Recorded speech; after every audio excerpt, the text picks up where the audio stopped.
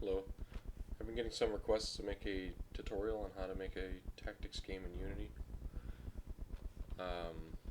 It's going to be pretty simple, but we can elaborate on it later. So, let's make a project. I'm using Pro, but you can do it with the free version just as easily. Let's see. Let's get this facing down.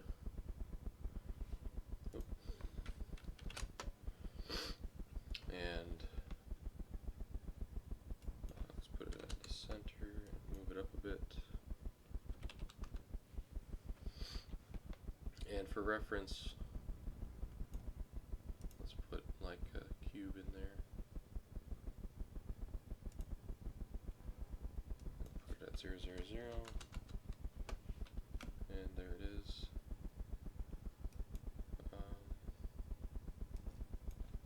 Let's make that like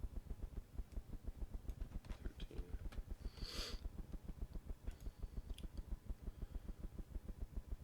We'll need a light in there. And we got a little block. So, to manage the things that are on the grid, you're not just going to need to have a grid, you're going to need a, well, I guess I like to make it a manager. So, let's create an empty object and call it Game Manager.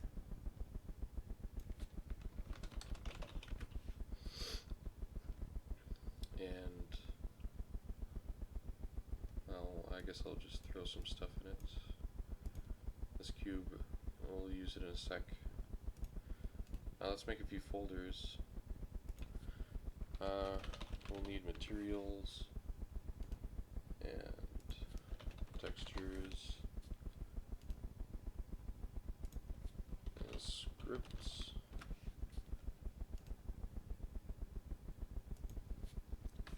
Prefabs.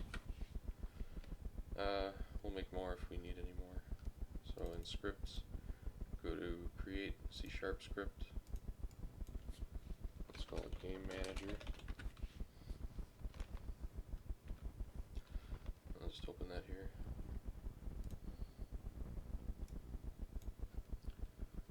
So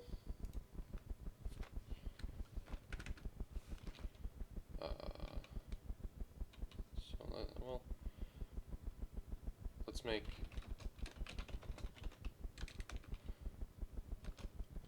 tile prefab. Let's make it generate. So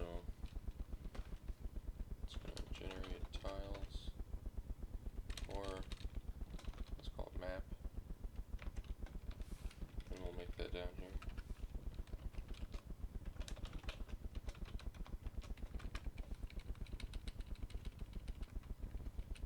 Let's have a way to reference these tiles, so I'm going to use a list. Oops.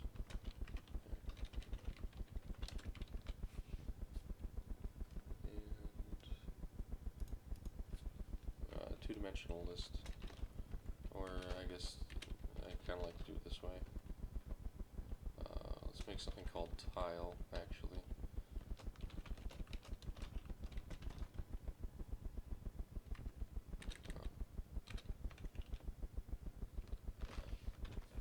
So that's going to yell at me if I don't make it. So I'm going to make another script called tile.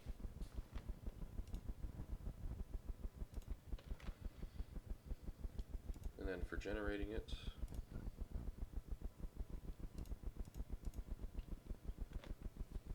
let's reset the map to null, or an empty list,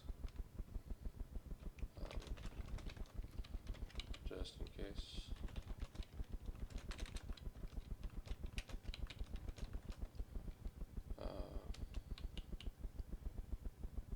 Let's make like a radius, or a sort of a size to the map. Just to add that on. Map size. Set it to 11. size.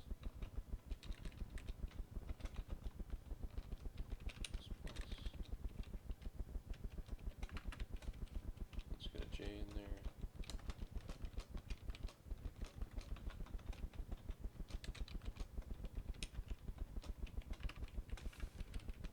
And I'm not sure if it's rows or columns, but we'll make it a row, basically a list to throw into the list of a list. So row, and then after it loops through and creates the row, it'll add the row, and then row. Let's make a tile, call it tile, and instantiate the tile prefab. Get a position in there and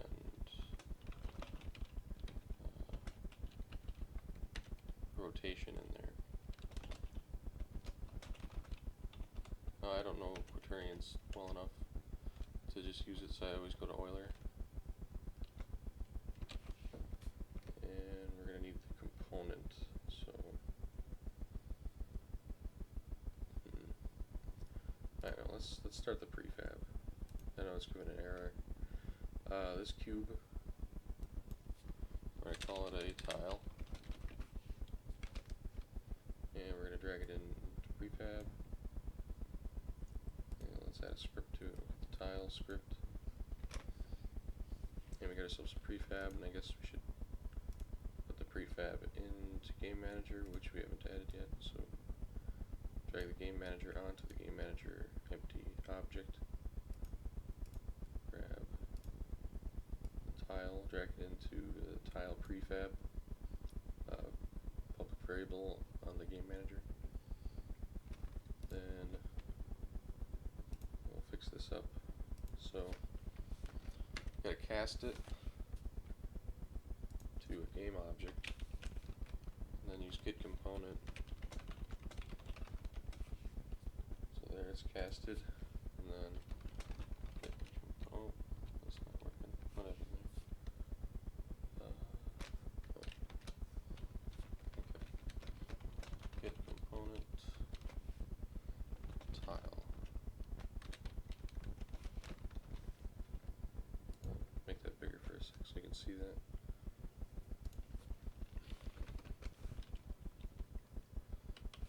Let's give the tile something to spit out, so when we hover over it, I want it to say something so we know the tiles are in the right spot. Oh, we haven't filled in these vectors. Alright, I'll get to that. Tile. Let's give it a grid position. So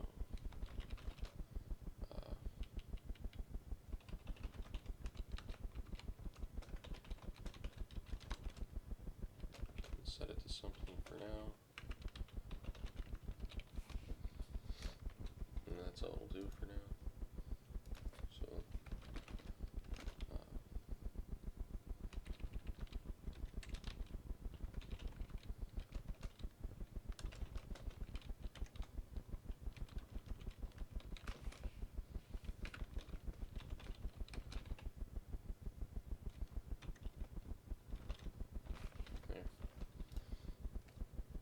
we need locations and a trace in the tile.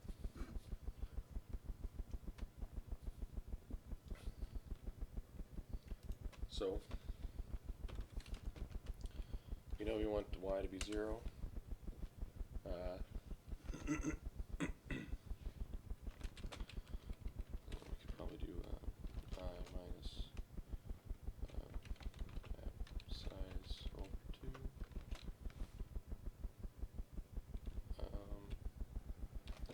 Why don't we change, let's math.floor, and then we'll do J for Z, set J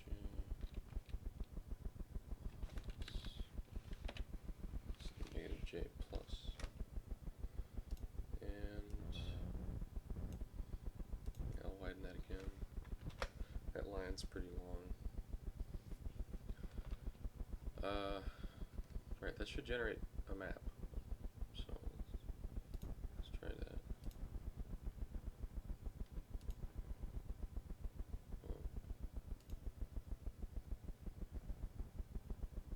Oh. Okay.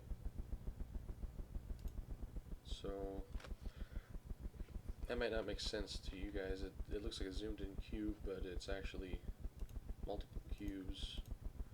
One sec, I'm gonna get a texture. So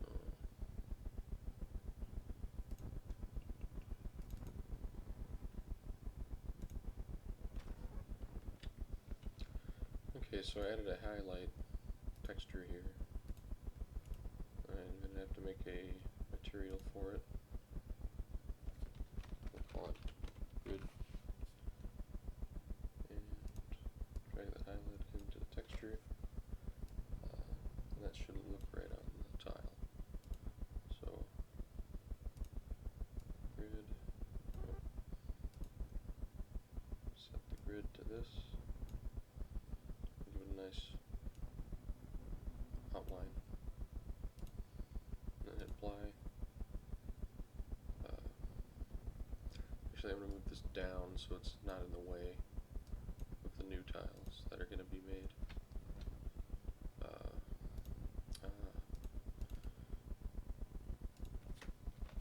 Scenes. Let's save the scene.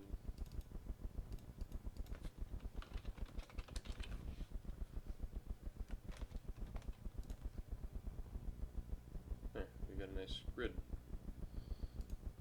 And this is public, so if we change it to like 13, it should be a little bigger. There. I could have rows and columns wrong, so I'm going to just take a look here.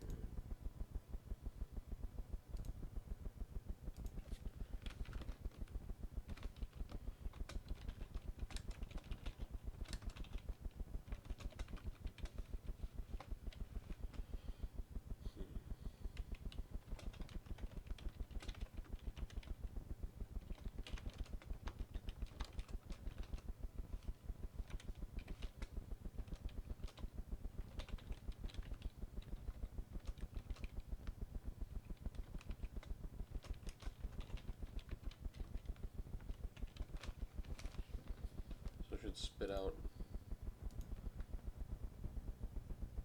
the bottom. This is 0, 0. This is 12, 12. So size of 15.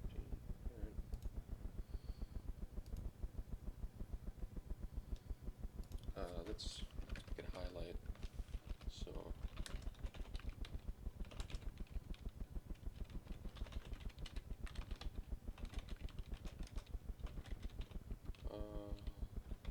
blue. And we should add an exit event. Change it back to white.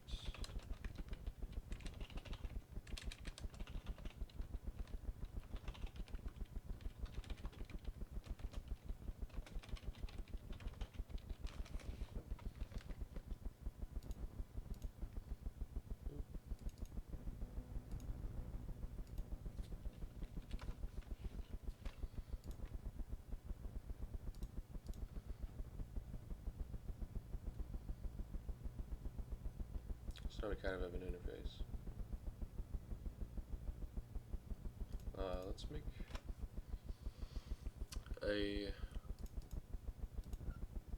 Let's make some players. So I guess we'll need some classes.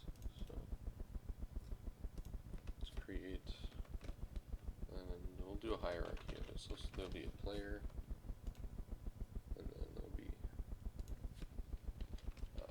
Eventually an AI player, go ahead and make that now.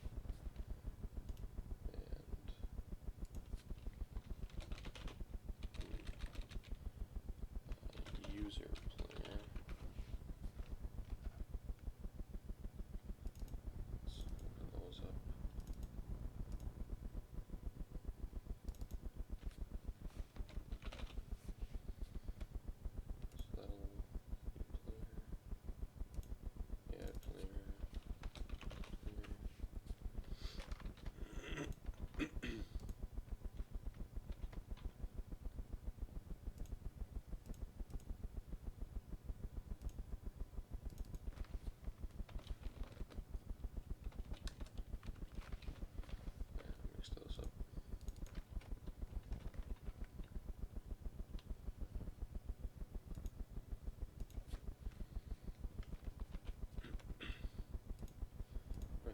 throw one of those on something. So let's make a, we're gonna make a capsule.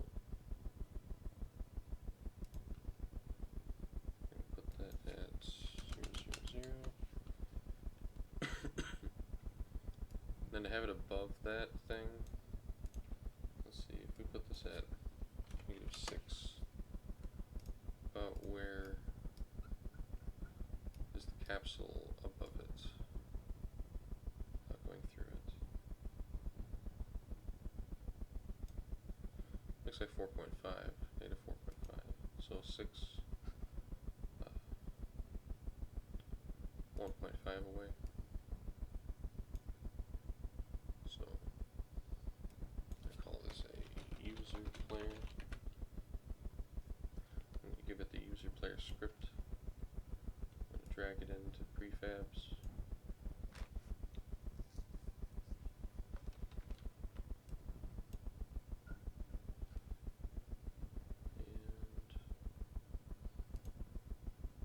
And add the prefab to game manager.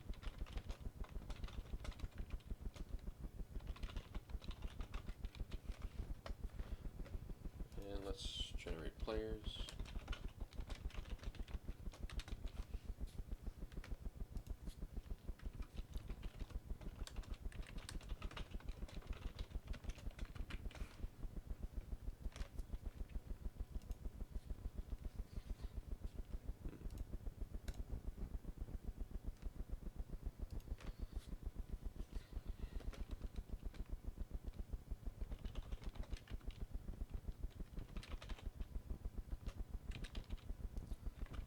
So I'm going to pretty much copy the above code, that long line for the tile.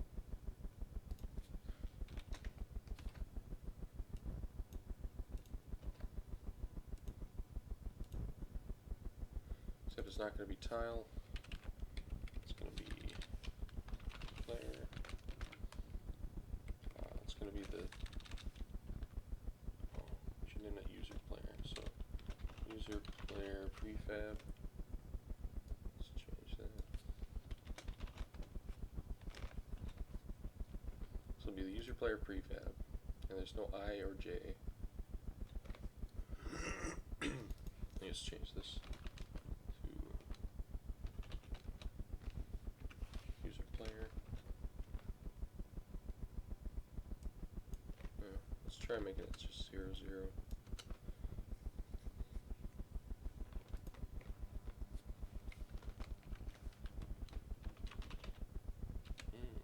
List.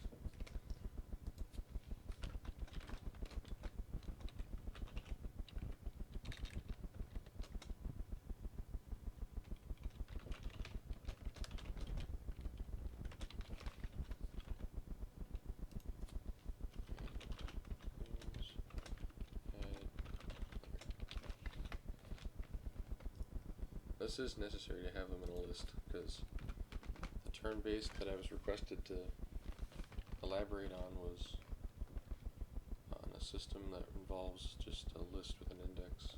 So let's make an index.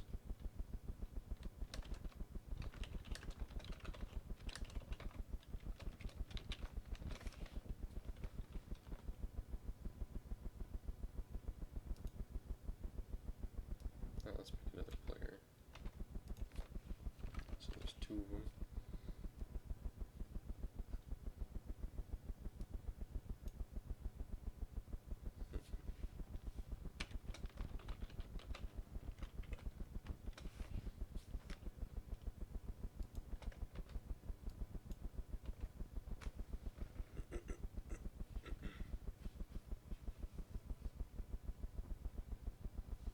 That should work. So we should have 2 players.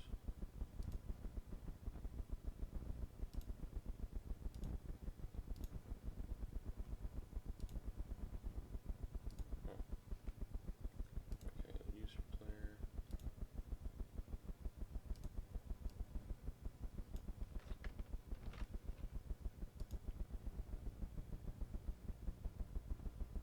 Alright.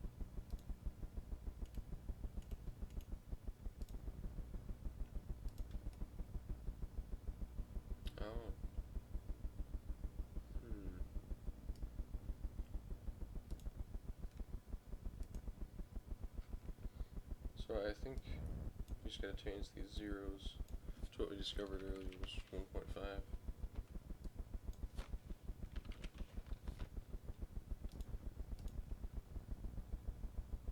There we go. Now they're on top.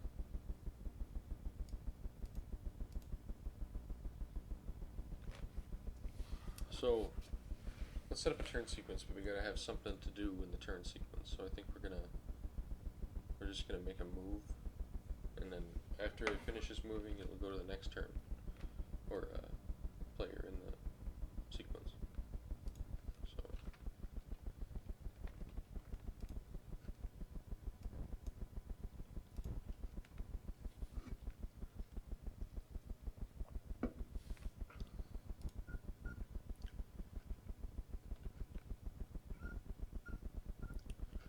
we're gonna need a couple things.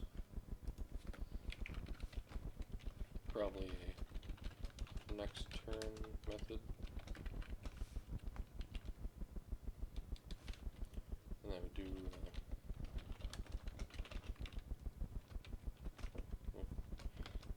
if it's like the length of the list,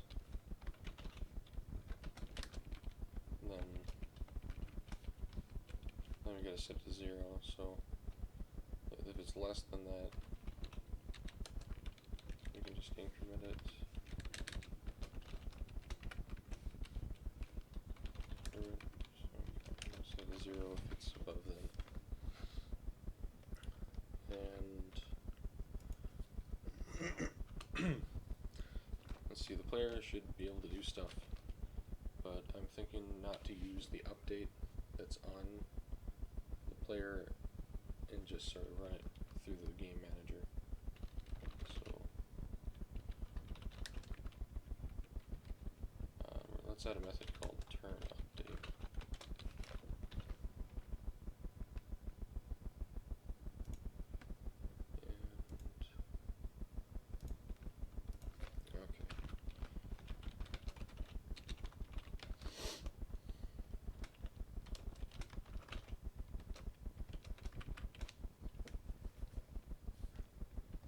It's not liking that.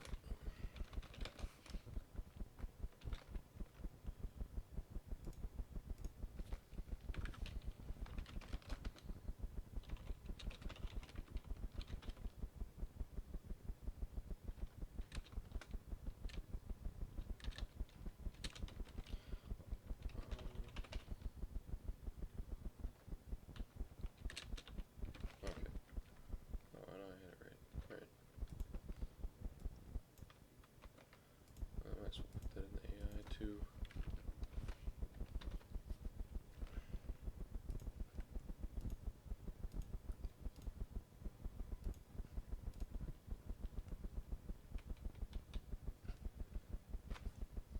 Okay. So when you click a tile, it'll move the current player to that tile. So let's go to tile.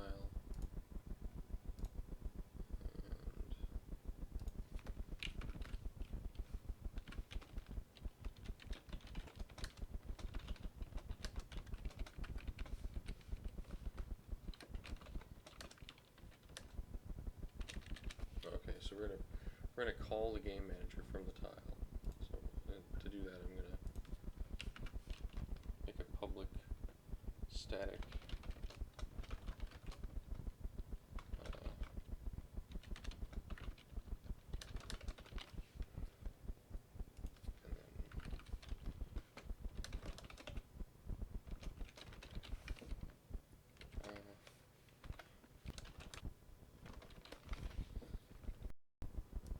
Alright,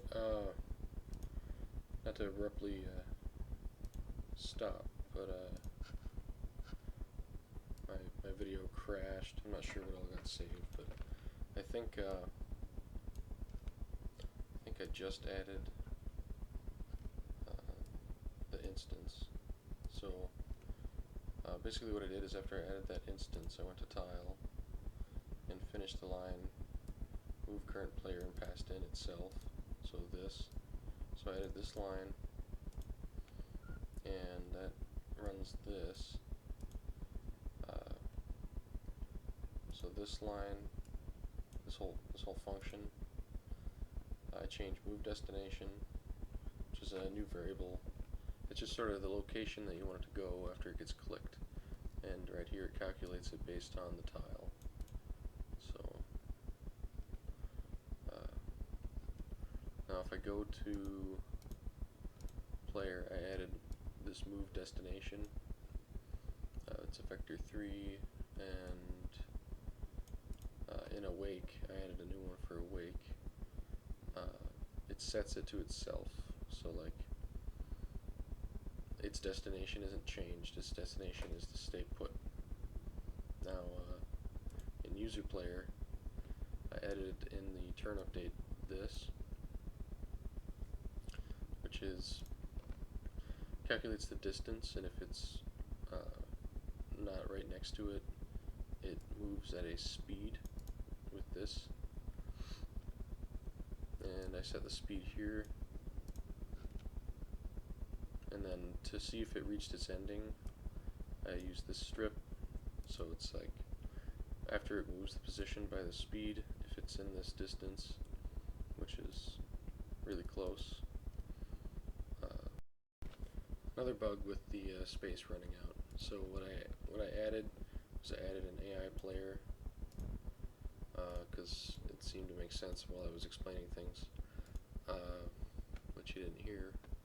Alright, so in the AI player I copied this code from user player, except I added the intelligence. So basically if it isn't moving, then it'll change the move destination to 0, 0, and I copied this and added game manager instance to the map size from the game manager when I first initialize, or when I first generate the players. So it's essentially this right here. It sets it to 0, 0. So the problem I'll run into is it only moves to the top left corner, and there might be some bugs to that. Okay, ran out of space again. That was probably what crashed it last time. So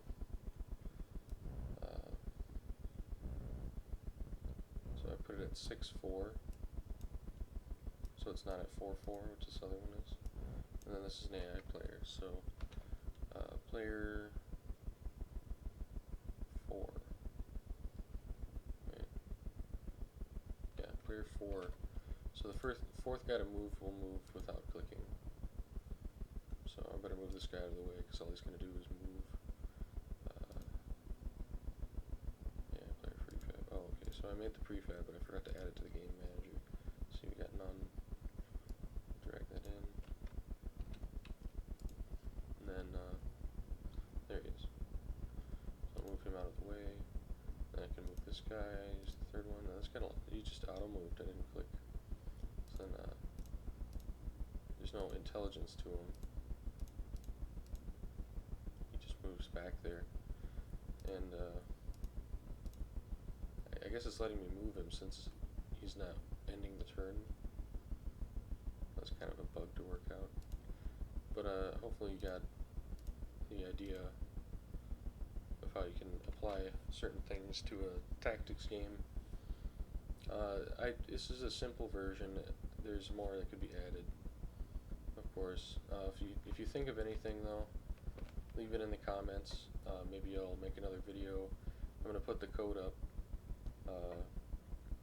It should work on non-pro. I didn't use any pro features. Yeah, I'll definitely expand on this if I get people who are interested.